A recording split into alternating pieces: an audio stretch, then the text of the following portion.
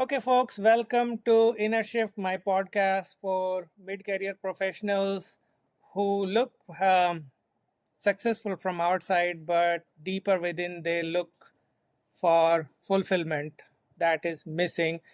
Today, we have Shashi. He's my friend and a special guest. He started his journey with the corporate world, and right now he's an entrepreneur aspiring for his company. We'll talk more about that, what that does, and how that will change, people's life.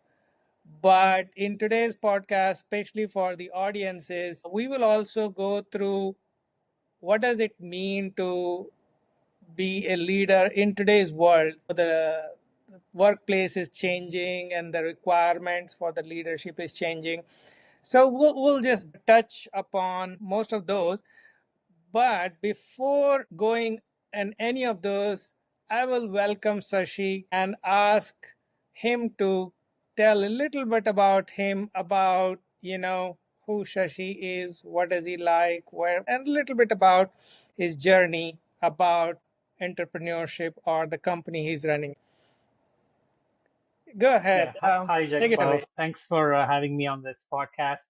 It's a pleasure to be here and chat with you today. So I used to work for NEC. NEC is a large Japanese company. I was in biometrics with NEC for almost 19 years, and then I started my own startup. It was all by accident, and so I've been the founder and CEO of Activity Bees for the last 2.5 years, and I have a lot of hobbies, and Activity Bees is a reflection of who I am as a person. I enjoy playing piano, tennis, skiing, and also winemaking, among many other things. I teach tennis, skiing, and piano, mostly to kids, and also help some friends with winemaking. And I've been doing a few sessions with my friends on helping them out with how to make wine and how to improve on the winemaking process and so on. So yeah, that's a little about me. Yeah, no, that's pretty awesome.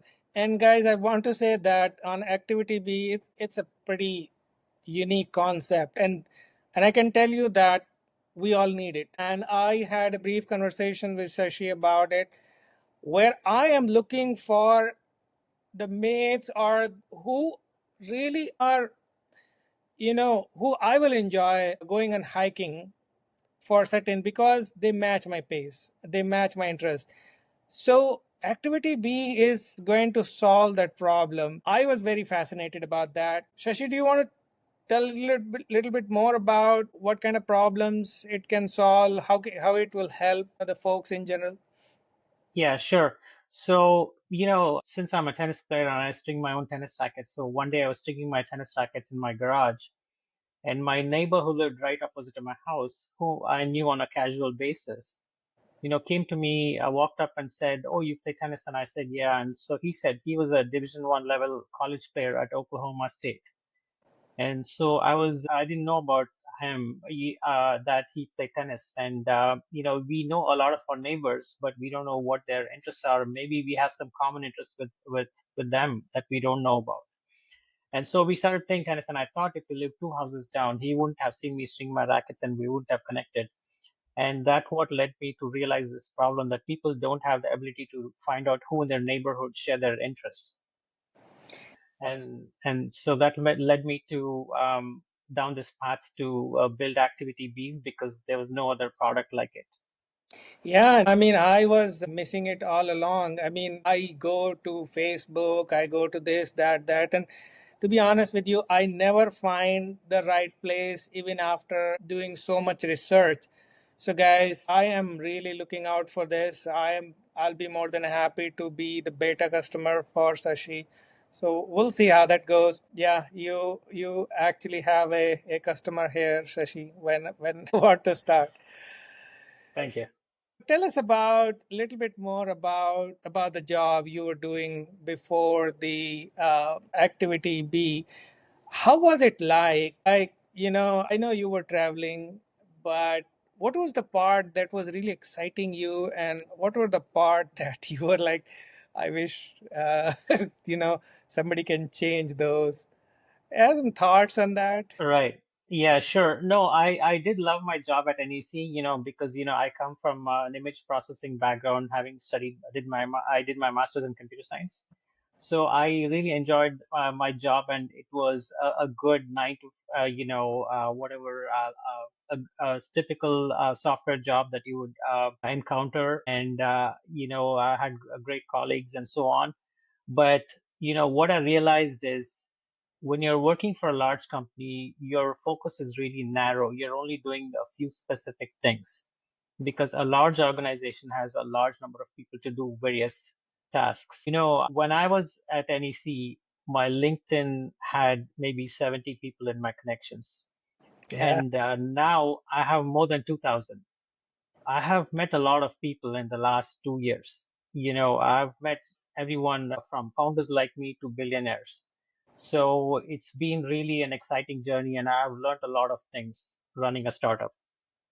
Yeah, I mean that's definitely one of the thing is that we become very tunnel vision. So help me understand, like, what was your relationship with your management? Like, were they closely working with you? Were you guys like friends, or was it more like, hey, these are the tasks. When you're done, if you do it really good, you are excellent employee. So what was it? What was the personal connection like? In So, it's not different from any other corporate job. You see, various people come and go, and you have different bosses. Everyone comes with their own personality, and you do have some level of friendship. And mostly, corporate jobs are driven by, goals and certain growth KPIs that every manager wants to achieve. And so it's basically driven by that because most corporates, they have certain goals that they want to achieve a certain target in terms of revenue or customer success or deliveries and so on, or releasing certain products. So it's no different with my job. Is It was pretty similar. Yeah, and Sashi, I mean, would you not agree that these days our personal life and our job, it's kind of bleeding into each other. We work from home a lot of times. So if that is the case, then having so-called professional attitude, which is like, hey, I didn't know that Shashi makes wine, and do you feel that that's one of the things that is missing is like, how corporate world. I mean, you have seen both the world. You are now your own work. So, do you think that this personal connection is missing? And did you feel that it would be better if it is there? Like, what's your thoughts? Like, what do you think about that? Yeah, I think working from home definitely blurs the lines between, your daytime job and your life outside of work. And yeah, especially with tech and software, you could be working beyond your regular hours and on weekends, and there's no clear break between your work life and your personal life. That can definitely get in the way. And I personally like going into the office, and I think that's a good thing that you have these interactions because a lot of these little interactions bring innovation and new ideas into life. Whereas working from home allows you to, maybe a lot of people do claim to be productive, which I don't deny. I think it's definitely there. People do work hard, but it also, I think, kills some of the innovation. But on the positive side, working from home cuts down this commute and saves you a lot of time, and it definitely increases productivity. So there are, good sides to both, both. There are pros and cons to both, and it's hard to see. I think there needs to be. I think that's why you see a lot of companies doing hybrid nowadays. Certain days in the office and certain days from home, so Yeah, that they can have discussions and conversations and then take go back and build on it. yeah, yeah, and I believe that when the things that you're saying, the innovations, the personal connection, the inspiration that we get from each other, those are some of those things are the main fulfillment that people get besides, doing the regular tasks, right, of the 9 to 5. Right, right. Yeah, the work culture is changing, and with that, the requirements of the leadership. So, do you think that, in the future, the leadership would be a blend of personal connection versus giving the freedom of how you want to do? For example, let's say if there is an employee that you have in your company, if you talk to them even on Zoom or X or Y, or do an activity with them, their productivity will be so much more. And what do you think as a leader, as an entrepreneur? Yeah, yeah, I definitely agree. I think there has to be a lot more collaboration and interaction between bosses and employees. I mean, but not to the extent of micromanagement. You empower them and provide them enough details to go about and do their work, but also at the same time, you have to maintain that connection and the teamwork and the camaraderie is definitely necessary to foster a good, healthy relationship between all the team members. Yeah. Do you feel that, the kids who are just coming out of the college versus, the folks who've been in work for some time, do you see there is a mindset change, especially with the work culture that is changing in terms of expectation? Yeah, I've had some college and from high school interns, college interns, and few others working for my startup, and I see a lot of change in the mindset in terms of there are people who are excited and working, but especially in this day and age when all the younger generation that grew up with phones and iPads, people spend a lot of time on their screens, whether it's phones, tablets, or laptops, and I think that's really affecting people's mental life as well as physical life because you're spending too much time on the screen and not enough time doing other things, which is one of the main reasons that led me to build Activity Bees because what Activity Bees does is it helps you learn and develop new hobbies and skills and interact with people in real life rather than all these other social media platforms that you see like Instagram and Facebook that want you to spend as much time as possible on screen rather than meet people in real life. Like Facebook is a perfect example where you want to be connected with people you already know on the screen rather than go meet Yeah. them in person and talk to them in person, right? Yeah.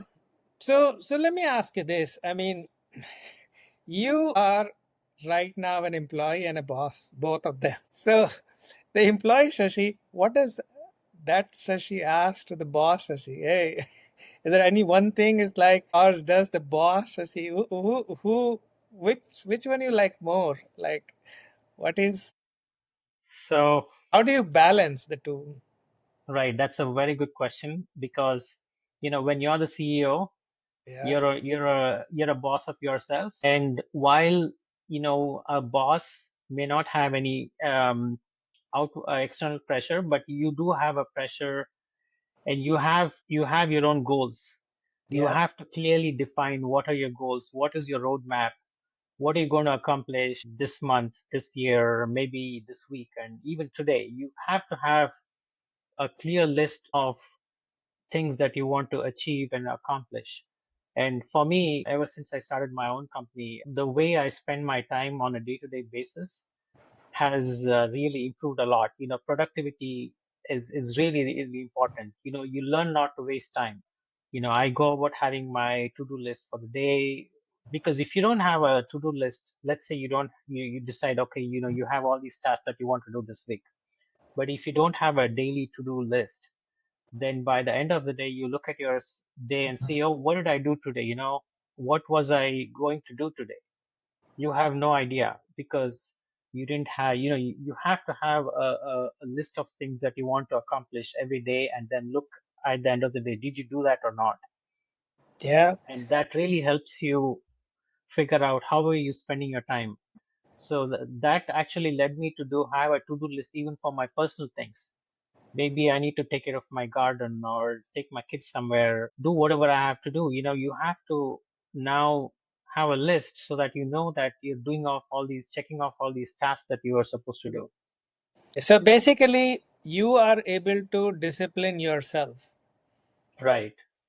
So, I mean, here is my thinking, right? I mean, every single employee is their boss and their employee, and isn't that the best way to get the optimum, the maximum productivity? So like for example, if you give the person enough freedom that they and don't micromanage them.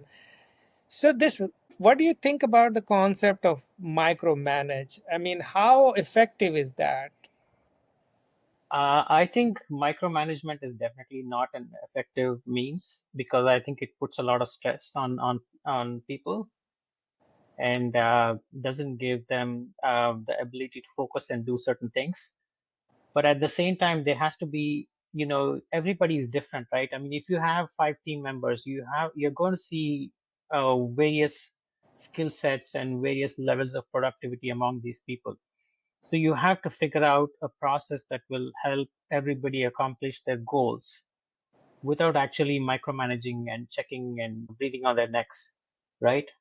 So you have to have these because somebody may be a really productive person who can achieve a lot of things. Somebody may require a lot of time to do things. I mean, usually in the corporate world, it's like that, but in the startup world, you don't really have the luxury to have such people. You have to have everybody who's a high performer. Otherwise, your startup won't survive. Yeah. So So, what I want to say is, in the startup world, you want to have people who are high performers, who are bosses of themselves and are able to drive themselves and accomplish all the things. But in the corporate world, you see all kinds of people. I mean, as any company scales, you will see all kinds of people. There's no way to have only high performers in large corporations. yeah, so what you're saying is that you have a secret sauce for optimizing the performance, and if everybody pay attention to that a little bit here and there, then the overall team productivity can increase. Let me ask you this one question about leadership. What is, what do you think of leader? Like what comes in your mind when you just see the leadership quality? Let's say, for example, if you are tomorrow the CEO of 100 people, what will you explore in yourself as some of the qualities that you would like to see in yourself as a leader? What do you think about that? Right. Yeah. So leadership to me usually comes in many forms. So one is to, empower people, lead by example. You as a leader want to lead by example so that others can see you and follow you on what you're doing and how you're accomplishing things. Also, at the same time, you want to be able to have a certain level of influence so that people are inspired and motivated to accomplish certain things and goals for the company and as a leader you also want to be a person who can help everybody so that the team can perform together and not look at individuals because teamwork is what drives success, not looking at individual and little things because even the best performing people will have some shortcomings and so you have to make sure that the team is performing well and that requires motivating and having the ability to influence and guide them. Yeah, the humans are evolved in a way that we work better as a team. When a saber-tooth tiger attacks in, and no matter how strong this one guy is, the result is going to be dead. Only 10 of them can take it. So as a leader, you do feel that even if it is CEO or a manager, at the end of the day, the team performance beats the individual performance every time, right? Oh yeah, yeah, definitely it does. Take a look at Einstein, right? Albert Einstein, for example, he came up with a lot of good theories, including, special theory and general theory of relativity and so on. But people credit just Einstein for it. But if you look behind the scenes, there are a lot of people who worked and helped him out solve various things, all these bits and pieces of the puzzle for him to really accomplish, even though he had an idea and a thought experiment. For it to all to come together, there are lots of people and peers that helped him out. And we talk about Edison as an inventor who invented the light bulb, but Edison was the CEO of a company that had hundreds of people working on the light bulb, not just him.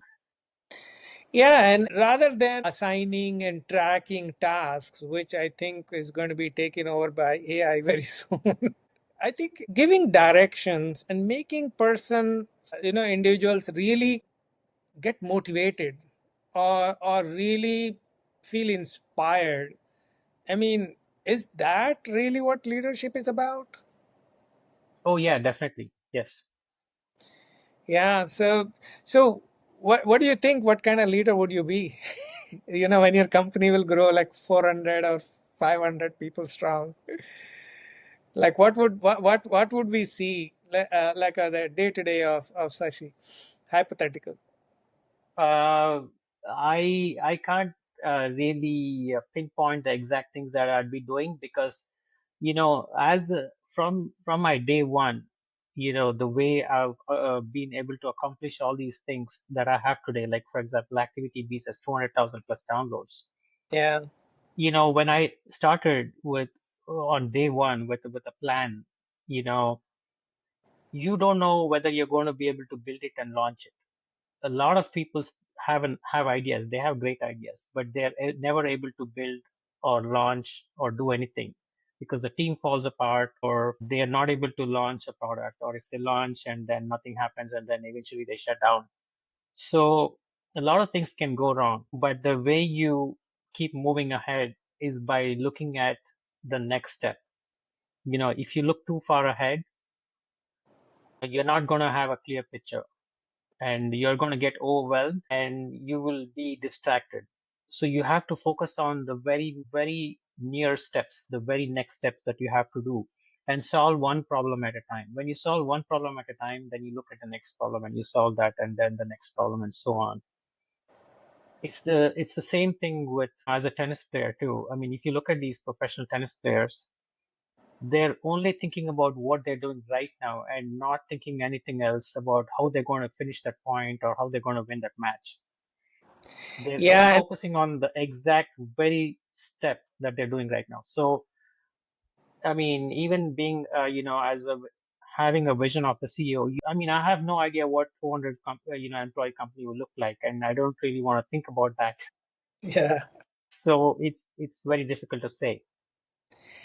Yeah, so I think what you're saying is that a leader or a CEO is the glue that binds everything together, carry everybody with themselves like a magnet what everybody is attached to, and this is the person who, and this is the traits of a leader, right? I mean, this is like not a CEO. I mean, even if you are individual or you are a manager at home, anywhere, this is what leadership is, right?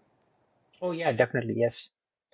Yeah. So Well, if you're able to inspire a few people to do and follow you and do certain things, and that itself is leadership because when people look at what you're doing and then they want to do it as well, you are being an example and you're leading right there.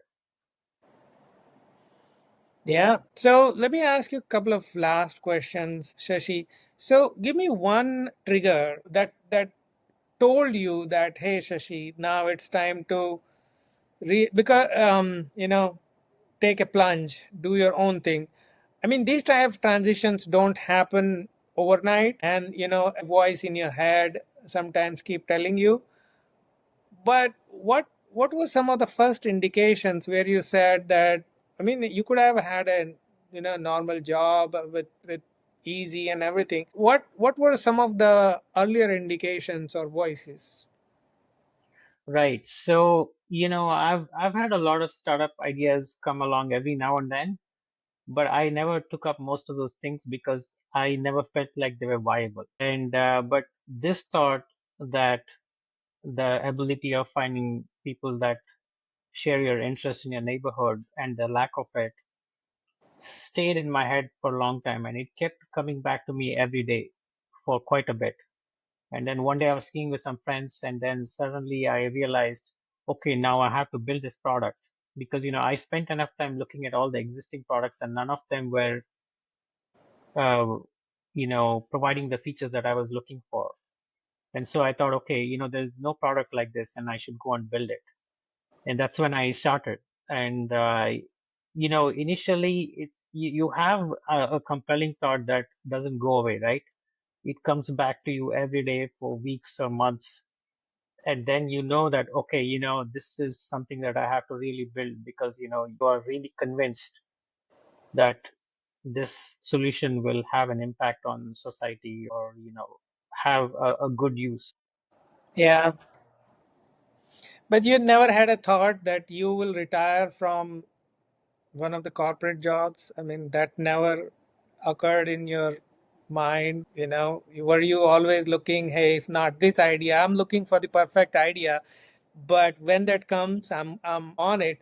But what about the job? I mean, like that's also, is it because you are not getting the kind of fulfillment you're looking, like what is it? No, not really. I mean, I never thought I'd be running a startup, and I definitely thought I'll be working for a corporate job. And I didn't even have any idea on what it takes to run a startup, right? Because I have no experience in that.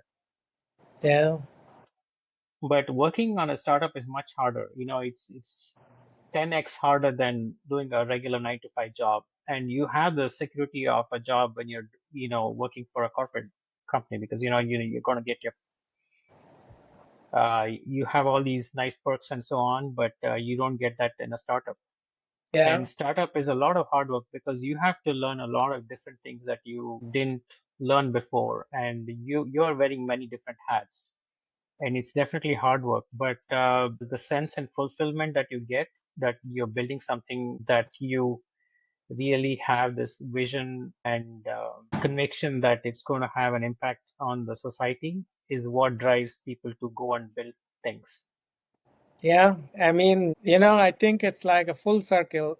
At the end of the day, we humans need fulfillment. I mean, you can go for only so much before the dryness from within surfacing on your face, like, hey, I need to do something. This is good. This is comfort, but now I'm looking for something more.